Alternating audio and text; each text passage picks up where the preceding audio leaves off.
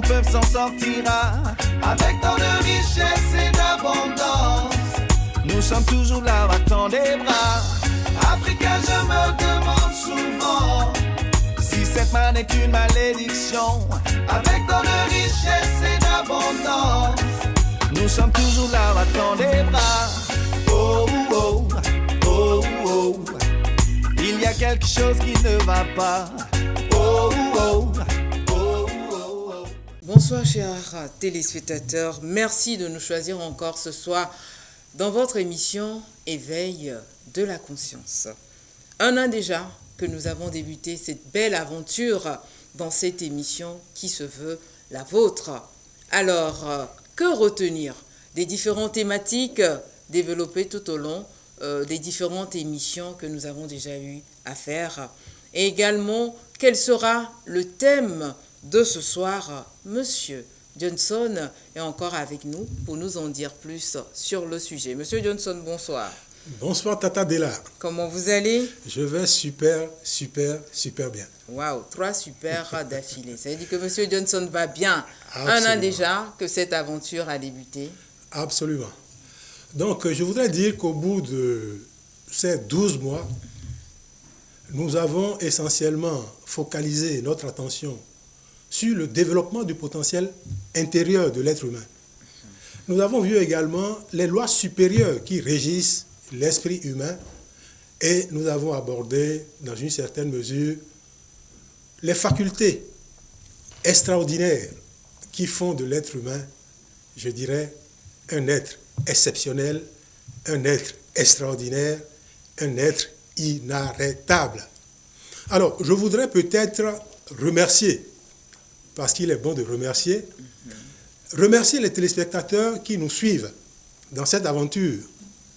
Je voudrais remercier également le directeur général de Delta Santé. Et bien évidemment, je voudrais remercier Tata Della, remercier les techniciens, remercier mon assistant, remercier tous ceux qui nous accompagnent en pensée et en prière. Alors, le thème de ce soir sera la reprogrammation mentale. Pourquoi la reprogrammation mentale? La reprogrammation mentale parce que, comme vous le savez, nous sommes dans un monde bipolaire aujourd'hui où il y a des gagnants et des perdants. Inutile de souligner que le fossé entre les gagnants et les perdants ne cesse de se creuser. Cependant, nous avons une opportunité exceptionnelle aujourd'hui à l'ère de l'économie de la connaissance. Quelle est-elle? Nous suivons, je dirais, sur Internet, des formations qui viennent de partout et qui célèbrent la puissance de la pensée. Nous en avons suivi un certain nombre et je voudrais vous dire aujourd'hui, nous nous sentons disponibles pour partager de façon plus pratique ces connaissances avec vous. Et nous allons partager ces connaissances en nous inspirant un peu de notre expérience personnelle et nous allons la partager autour de 3 points. Le premier point est l'homme citoyen de 2 mondes, parce que nous sommes citoyens de 2 mondes. Le deuxième, la reprogrammation mentale. Et le troisième, l'extérieur est le reflet de l'intérieur. Comment contribuer, je dirais, au progrès du monde dans lequel nous vivons. Alors, voilà annoncé le thème que nous allons développer ce soir, Monsieur Johnson. Nous allons parler de la reprogrammation mentale. Exact. Lorsque nous parlons reprogrammation et de plus reprogrammation mentale, qu'est-ce à dire? Comme vous le savez, notre perception des choses dépend directement du contenu de notre mémoire, du contenu de notre cerveau. Et comme nous l'avons dit, nous vivons dans 2 mondes. Étant citoyens de 2 mondes, nous sommes plus focalisés, je dirais, sur le monde extérieur. Voire nous sommes plus intéressés par les richesses du monde intérieur. Et Dieu seul sait que à l'intérieur de nous, résident des richesses illimitées. Alors, il est important de rappeler, on en a parlé un certain nombre de fois, les mécanismes de fonctionnement de l'homme ou de l'esprit humain. L'homme a l'homme a deux composantes. Une composante cérébrale ou cognitive et une composante physique, le corps physique. Le corps physique qui subit les émotions que le corps mental dont le corps mental pourrait souffrir. Nous allons nous appesantir sur trois grandes fonctionnalités du corps cérébral. Quelles sont-elles? L'imagination dont nous avons souvent parlé. Par l'imagination, nous pouvons tout créer. Nous pouvons créer toutes les richesses que nous voulons. Vous penserez peut-être que c'est une vue d'esprit, mais je puis vous assurer que quand vous commencez à faire les exercices que nous allons voir un peu à la suite, de nouveaux horizons s'ouvrent dans votre univers intérieur et vous pourrez réaliser de grandes choses. Inutile de rappeler un peu toutes les possibilités que nous avons sur Internet aujourd'hui. La deuxième grande fonctionnalité est la conscience. L'homme est un être qui a une conscience, qui éprouve des sentiments. Bien évidemment, il peut éprouver des sentiments négatifs, mais il peut également éprouver des sentiments positifs. Il peut avoir des valeurs élevées, il peut avoir des valeurs inférieures. Les valeurs élevées, quelles sont-elles? La dignité, la fierté, l'amour, la responsabilité. Malheureusement, les valeurs inférieures, c'est la méchanceté, la colère, etc. Et la troisième fonctionnalité qu'il est important de souligner, c'est la mémoire. Toute notre vie réside dans notre mémoire. La programmation neurolinguistique nous dit la carte n'est pas le territoire, mais la carte permet d'accéder au territoire. Si je veux aller à Accra, par exemple, étant allé un certain nombre de fois déjà, j'ai toute la configuration de la route dans ma tête. Il suffit que je prenne ma voiture, je vais à Flaou, je traverse la frontière, je prends le chemin d'Accra, je conduis jusqu'à atteindre Accra. Parce que toute la route est dans ma tête. De la même manière, quand vous commencez à vous intéresser véritablement au monde intérieur, par moment, vous êtes capable de revoir toute votre vie depuis votre naissance jusqu'à aujourd'hui. Où vous êtes né, qui sont vos parents, qui ont été vos amis, quelles sont les écoles que vous avez fréquentées. Je dirais, pour rigoler un peu, quelles sont les copines que vous avez eues. Vous pouvez vous rappeler de tout ça. Et bien évidemment, quels sont les défis que vous avez réussis. Ce qui est d'autant plus extraordinaire par rapport à la mémoire, vous pouvez pénétrer la mémoire de vos parents. Waouh, est-ce possible? Bon, quand je dis pénétrer, parce que vos parents peuvent vous raconter leur histoire. Oui. J'ai toute mon histoire dans ma tête. Si mes parents me racontent leur histoire, je les stocke dans ma tête. Et ça devient une partie de ma mémoire. Tout ce que je vois autour de moi, je les enregistre systématiquement dans ma tête. Tout ce que j'entends, je les enregistre. Tout ce que je mange, j'enregistre le goût. Nous enregistrons tout. Et aujourd'hui, encore une fois avec Internet, je peux télécharger les connaissances de certains philosophes comme Aristote, comme Platon, comme Einstein, bien évidemment, de grands hommes comme Nelson Mandela. Notre mémoire est sans limite.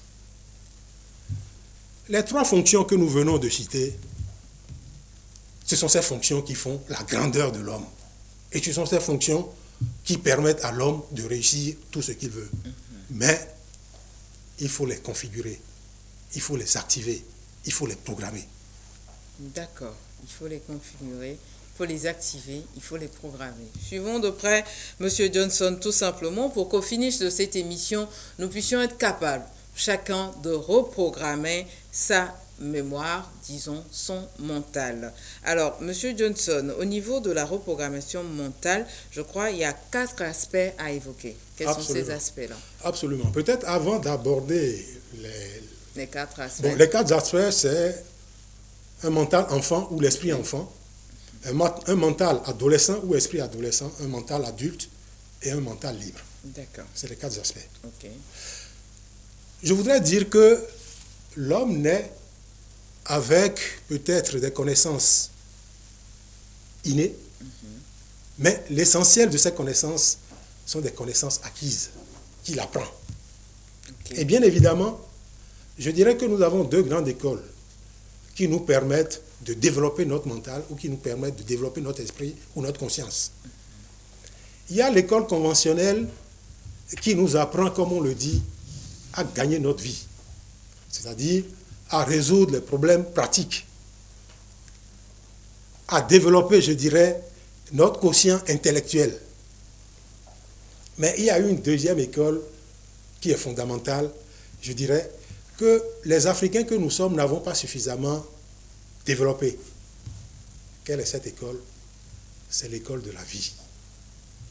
L'école de la vie est l'école de la vie intérieure, parce que, comme nous l'avons dit, nous avons 2 vies, une vie extérieure, une vie intérieure. Je voudrais dire une vie intellectuelle et une vie émotionnelle. Aujourd'hui, nous savons que la vie intérieure ou la vie émotionnelle a une importance primordiale dans notre développement ou dans notre capacité à affronter les problèmes, je voudrais dire dans notre capacité à nous enrichir. Alors, nous allons commencer par l'esprit enfant. Et je rappelle que quand nous parlons d'esprit enfant, ça n'a rien à voir avec l'âge de nos artères ou l'âge de notre naissance. Vous pouvez avoir 70 ans et avoir un esprit enfant. Vous pouvez avoir, je dirais, 50 ans et avoir un esprit enfant. C'est totalement 2 chemins parallèles. D'accord. L'esprit enfant, en général, c'est l'esprit qui se verse très rapidement dans la victimisation. C'est l'esprit qui se plaint tout le temps. Et bien évidemment, c'est l'esprit qui veut paraître. Je ne sais pas si vous connaissez le syndrome de l'imposteur. C'est l'esprit qui veut porter l'habit pour faire le moine. Alors, quand vous lui enlevez l'habit, c'est compliqué. Le moine disparaît.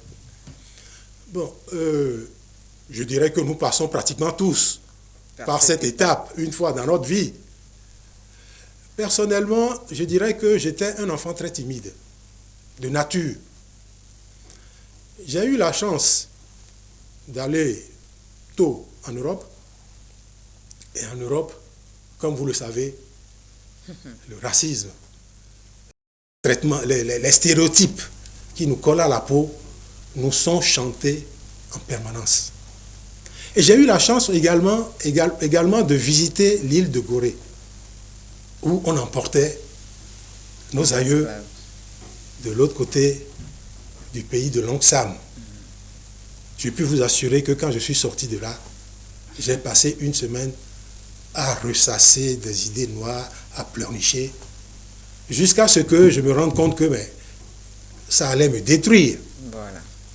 Par chance, mon père, qui était un adepte de la pensée positive, m'a recommandé un certain nombre d'ouvrages, je dirais de Joseph Murphy, qui parlent de comment construire son subconscient. Ces livres nous disent que nous ne sommes pas directement concernés par les impressions que les gens peuvent nous donner. C'est par rapport à nous-mêmes, nos pensées négatives, que nous nous sentons malheureux. Mais dès lors que nous ne nous personnifions plus par rapport à ces pensées, nous commençons à nous libérer un peu. Et dès lors que nous comprenons également que la situation est là, nous ne pouvons pas la combattre. Alors, faut-il continuer à pleurnicher, à se plaindre Il faut aller de l'avant. Il faut aller de l'avant.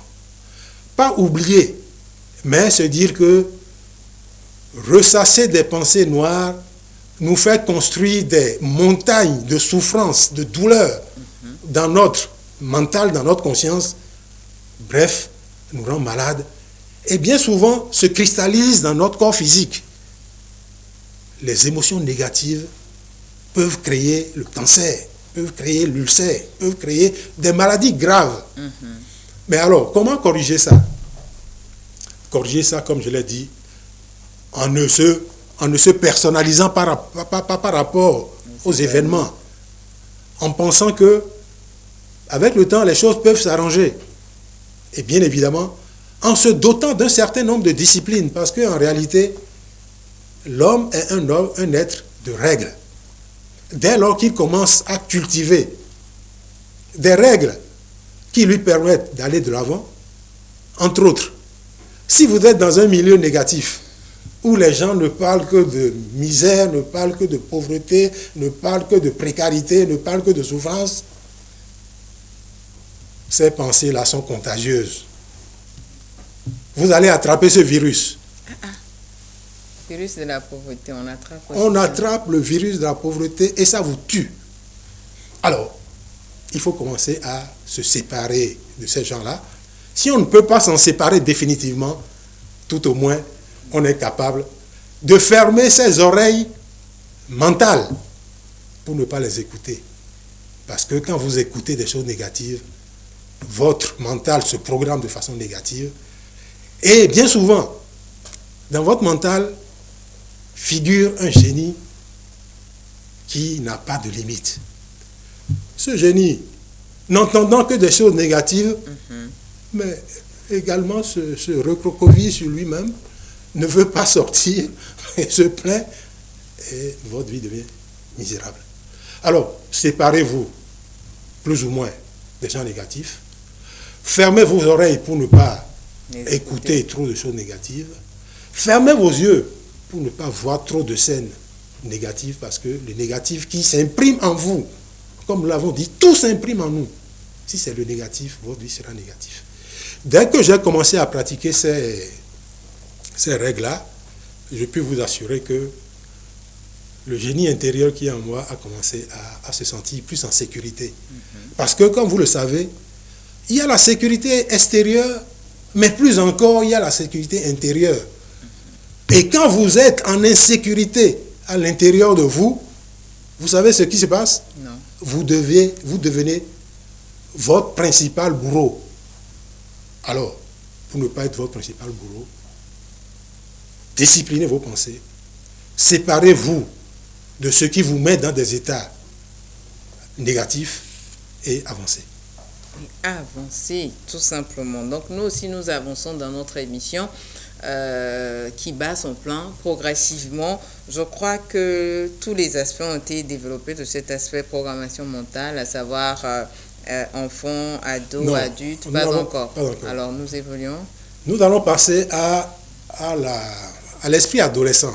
Okay. Comme on l'a dit, c'est véritablement au niveau de l'adolescence que l'esprit commence à prendre conscience de l'existence du monde intérieur, du monde des sentiments. Parce que, comme vous le savez, vous pouvez avoir tout l'or du monde, vous pouvez avoir des milliards, mais si vous avez des sentiments négatifs, si vous ne vous aimez pas, si vous ne vous respectez pas, si vous ne respectez pas les gens autour de vous, je m'excuse, votre vie risque d'être triste, parce que nous sommes avant tout des êtres sociaux. Alors, pour corriger, je dirais, les sentiments négatifs, il y a un outil extraordinaire qui le fait, c'est la pensée positive. La pensée positive, comme je l'ai souvent dit, n'est pas une pensée naïve. C'est une pensée qui permet de forger le génie intérieur qui est à l'intérieur de nous. Parce que ce génie, je ne dirais pas comme nos amis ou nos consoeurs les femmes, il aime entendre de doux mots. Il aime qu'on lui parle. Il aime qu'on lui dise qu'il est bon, qu'il est beau, qu'il est fort. Il aime qu'on lui dise qu'il est riche. Quand vous commencez à lui dire ça, au début, il se dit, mais qu'est-ce que tu racontes? Moi, j'ai peur ici et tu me dis que je suis vilain comme ça. Mais à force de le répéter, il commence à y croire. Plus confiant. Il commence à être plus confiant. À tel point que, quand il passe devant un miroir, il se dit, mais en réalité, je suis un peu beau. Et progressivement, il finit par se dire, je suis beau. Et progressivement, il finit par se dire, et progressivement, il finit par penser qu'il est riche, parce qu'en réalité, la richesse est intérieure et la richesse est extérieure. Et bien souvent, c'est la richesse intérieure qui crée la richesse extérieure. J'ai passé beaucoup de temps à pratiquer la pensée positive, à pratiquer les affirmations positives, à prier, parce que la prière également vous permet de vous retrouver dans l'univers intérieur, de vous sentir en sécurité, de vous sentir, je dirais, content, parce que quand on est content, tout va pour le mieux. Tout va pour le mieux. Et progressivement, vous savez ce qui s'est passé? Non. Telle une petite fourmi, j'ai commencé à croire que je pouvais résoudre le problème de la pauvreté définitivement. Résolvons tous le problème de la pauvreté définitivement. Avec cet aspect-là, ça nous concerne. Ça nous concerne. Le troisième âge, qui est l'âge adulte, est l'âge où, à l'âge 2, nous avons développé l'estime de soi, la confiance en soi, l'assurance, la foi. Mais à l'âge adulte, nous avons besoin de résoudre des problèmes pratiques. Parce que c'est bien de rêver qu'on est beau, de rêver qu'on est riche, d'imaginer, mais c'est encore mieux de le travailler de façon pratique. Il y a un certain nombre d'outils qui permettent de le faire. Aujourd'hui, le mode projet permet à tout individu qui acquiert les connaissances, les règles, les principes, les normes, les croyances qui permettent de développer des projets et d'atteindre des buts précis, de le faire. Mais je vais m'appesantir sur 3 outils qui permettent à l'esprit génial de décupler son potentiel. Quels sont ces outils? Le fil mental. Comme vous savez, chacun de nous est capable de dérouler un film mental dans sa tête. Bien souvent, nous le faisons sans en prendre conscience. Mais dès lors que nous commençons à nous rendre maîtres de nous-mêmes, nous sommes capables de nous asseoir et de regarder, je dirais, le monde de demain, dans 10 ans, dans 20 ans, de dessiner ce que nous voulons obtenir dans ce monde. Nous l'imaginons dans toutes les dimensions. Si c'est par rapport à notre personne, quel genre de santé je veux avoir? Quel genre de famille je veux avoir? Quelle relation je veux avoir avec cette famille? Quel genre de profession je veux avoir? Je serais tenté de dire, quel salaire je veux avoir? Nous pouvons le faire et commencer à y travailler de façon rationnelle. Mais bien évidemment, pas seulement rationnelle, mais de façon irrationnelle également, parce que notre cher esprit, dès lors que nous lui laissons toute la latitude, ses forces se décuplent. Et le deuxième outil qu'il est important de souligner, c'est la technique des 3 scènes. Tout problème peut se résoudre par la technique des 3 scènes. La première scène, c'est la scène du problème. Vous l'analysez dans toutes ses dimensions. La deuxième scène, c'est la scène des conséquences. Et la troisième scène, c'est la scène du futur. Vous imaginez toutes les solutions que vous voulez mettre en œuvre, mais vous ne vous arrêtez pas seulement à imaginer, vous les formalisez, vous établissez un plan et vous vous mettez en route. À ce moment-là, d'une manière ou d'une autre, vous finirez par y arriver. Et à l'âge de la liberté, l'esprit se rend compte que il a développé une foi inconditionnelle, il a développé des sciences, des connaissances qu'il a capitalisées avec des expériences profondes. Tout est permis, comme vous l'avez dit. Il est capable, je dirais, de voyager dans l'espace et dans le temps. Je voudrais, si j'ai une petite minute, raconter une petite anecdote que j'ai vécue. Je me suis souvent demandé, mais comment les citoyens des grands pays font pour créer des technologies aussi révolutionnaires? J'ai eu la chance un jour de faire un voyage vers Casablanca. Nous sommes partis à 2 heures du matin, nous sommes arrivés à Casa vers 5 heures du matin, et l'avion tournoyait. À un moment donné, j'entends le commandant de bord dire, mais vraiment le temps est mauvais et qu'il ne pouvait pas descendre. Et si ça continuait comme ça, il ira descendre à Tunis. Je me suis réveillé. Par chance, j'étais à côté de la fenêtre. Je lève le rideau, qu'est-ce que je vois? Je vois un monde extraordinaire. Le soleil était d'un jaune pâle. Les nuages se formaient des êtres, des maisons, des châteaux. Je me dis, mais c'est quoi ça? Et pendant ce temps, le commandant dit que le temps est mauvais dehors. Au bout d'un moment, il dit, le temps s'est amélioré, il va pouvoir descendre. Je me suis concentré pour voir comment l'avion va descendre.